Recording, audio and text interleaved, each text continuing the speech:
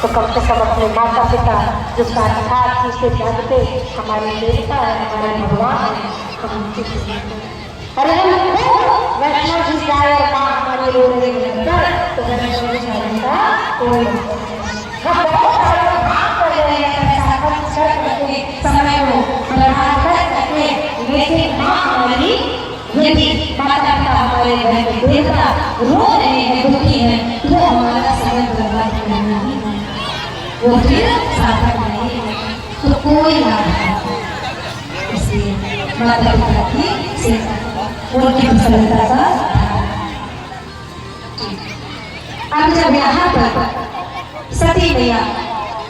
मेरे बहुत रोए, यज्ञशाला की ओर गए और जब यज्ञशाला की ओर गई तो वहाँ पर देखती है कि सबके लिए स्थान है, लेकिन शिव जिनका नाम लेने मात्र से कल्याण हो जाए, मेरे स्वामी वो परमात्मा शिव का कहीं पर स्थान नहीं, तो क्रोधित हो गए, बहुत क्रोधित हो गए। और जब क्रोधित हो गए तो फिर उन्होंने अग्नि को आवाहन किया, अग्नि को बुलाया और देखते ही देखते उन्होंने आसन जमा करके बैठा, अग्नि को बुलाया और अपने दाएं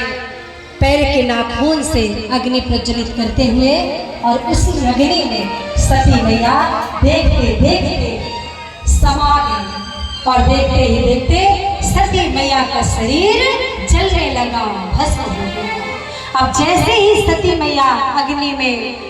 समा जाती है, वैसे ही भगवान शंकर के जो गण हैं वो सीधे ही भगवान शंकर के पास पहुंचते हैं और पहुंच करके सारी घटना बताते हैं। भगवान शंकर अपनी जटाओं से कुछ जटाओं को उखाड़ करके जमीन पर पटकते हैं तो भगवान शंकर का रौद्र रूप रुद्र भगवान का प्रागट्य होता है और रुद्र भगवान सीधे ही पहुंचते हैं यज्ञ मंडप की ओर और जैसे ही पहुंचे हाहाकार मच गया, दसों दिशाएं गूंज उठी, सभी देवी देवता घबराने लगे, सभी महात्मा विमलात्मा भागने लगे, सभी दुष्ट भागने लगे। अब कहाँ जाए,